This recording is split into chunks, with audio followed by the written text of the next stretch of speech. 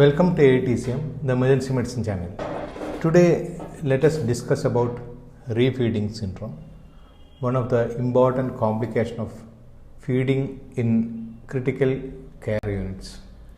It's a metabolic disturbances that occurs as a result of reinstitution of nutrition to patients who are starving and severely malnourished and metabolically stressed.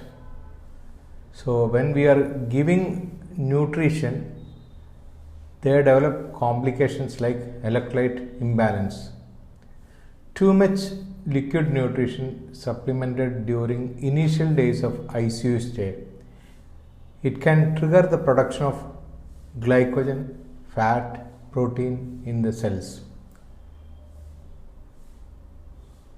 During this metabolism of glycogen and fat proteins, patient can develop depletion of various electrolytes and minerals like potassium, magnesium and phosphorus.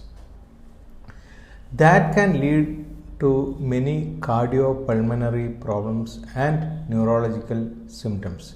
In that, cardiac problem is very important. They can develop arrhythmias.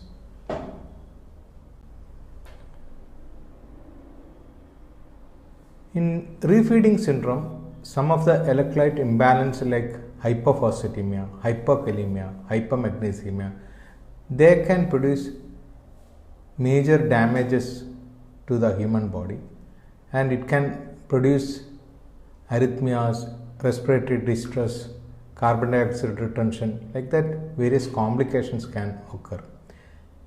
It can occur during any types of high calorie diet intake during initial stages of ICU stay, especially in malnourished patients.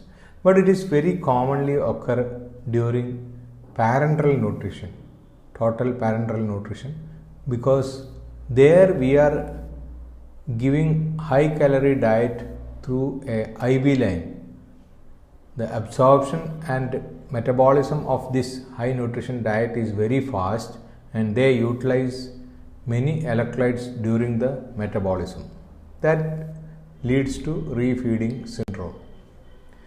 Here the main problem in refeeding syndrome is the shift of electrolytes to the intracellular space, and during this period suddenly extracellular electrolytes can reduce, like patient can develop hypomagnesemia, hypophosphatemia, hypokalemia. So all these things can produce, you know that all these electrolytes can produce respiratory distress and arrhythmias, cardiac arrhythmias.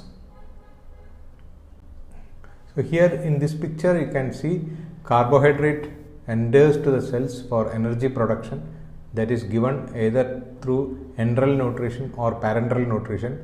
For so many days this patient was not utilizing carbon dioxide for energy, and already their electrolytes are depleted. Suddenly when the carbon dioxide enters to the cells will try to utilize that for energy. For during that period patient uses electrolytes like potassium, magnesium, phosphorus, and it also uses vitamins like thiamine. That also can lead to thiamine deficiency. Patient can have beriberi, patient can have cardiac failure and arrhythmias. He can also have dry beriberi, that is neurological complications like altered behavior, seizure, coma and all. During fasting, the body switches its main fuel source from carbohydrate to fat tissue, because fat is a storage of energy in our body, and also fatty acids and amino acids, they are proteins. So the carbon dioxide will not be available for utilization, so the stored food like fat and protein will be utilized for energy production. And during this period minerals and electrolytes also can be low. They also will be utilized for various metabolical processes. insulin secretion is reduced because glucose metabolism is not like a normal person. So all these factors are influencing the patient's feeding process. During refeeding syndrome, like when we start feeding in a patient who is admitted to ICU, who was starving for a longer period or who was not getting adequate nutrition for a longer period, we'll see what happens. Insulin secretion becomes normal to a response of high blood sugar, which is given through enteral routes. So insulin will be released from the body. You know that when the insulin is released in our body with high blood sugar, the electrolytes like potassium can be shifted to cells so that intravascular potassium will be reduced. Magnesium also go along with potassium. Again, phosphorus will be utilized for various metabolical activities like ATP production. So that can lead to hypokalemia, hypophosphatemia, hypomagnesemia, and it also lead to inadequate oxygen delivery to various organs. That leads to cellular dysfunction. The high sugar and high insulin release during this process can utilize the available thiamine in our body. So the thiamine deficiency also occur in body acutely. That can damage the cardiac cells, and it also influences the function of central nervous system cells. So patient develops beriberi. It can be dry beriberi or wet beriberi. Dry beriberi means neurological symptoms are predominant, and wet beriberi, a cardiac problem. Patient develops high output cardiac failure and arrhythmias. So here in this picture, what we are seeing is patient is in malnutrition. So we are giving nutrition to the patient acutely. High dose nutrition is given. So insulin will be released. When the insulin released and high carbohydrate, patient develops electrolyte imbalances, and also thiamine will be utilized. Potassium, magnesium, phosphorus will be shifted to intracellular area. So extracellular potassium, magnesium, phosphorus all will be low. They all affects our body's metabolism. Like patient can have muscle weakness, patient can have cardiac arrhythmias, patient can have altered behavior. So many organs it can be affected. This electrolyte imbalance, thiamine deficiency, and salt and water retention can affect our body adversely. So that is the problem of refeeding syndrome. So this occurs when the patient is in a prolonged fasting state due to illness or admitted in other hospital. When the patient coming to an ICU, if we treat the patient with high calorie diet, this problem occurs. Serum electrolytes fall to a critically low level so that patient develops cardiac arrhythmias, altered behavior, death, cardiac failure. All these features can develop because of the hypokalemia, hypomagnesemia, and hypophosphatemia. And again, phosphate and magnesium levels will be low. That leads to impaired oxygen transportation and delivery to tissues, and it leads to the tissue hypoxemia. So these also add to the current problem. Now, who all are in a risk state for refeeding syndrome? We will check. Body mass index less than 18 kg per meter square, that means lean individuals. Unintentional weight loss history more than 15% within the last 3 to 6 months. Low levels of potassium, phosphate, magnesium prior to feeding. So that is very important when the patient come to ICU. When we decide to feed the patient, whether it is oral or parenteral, we have to check the electrolytes like potassium, phosphate, and magnesium.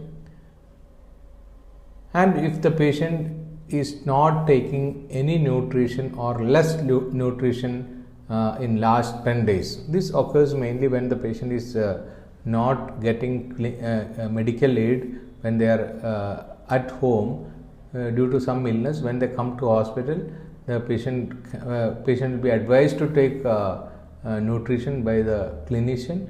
If we don't follow the rules for refeeding syndrome, the patient can develop problems like hypokalemia, hypophosphatemia and hypomagnesemia.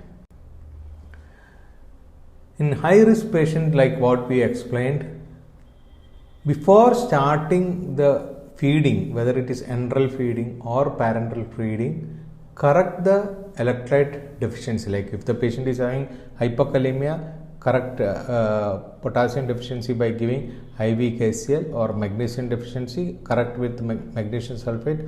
Phosphorus also should be corrected before starting the feeding.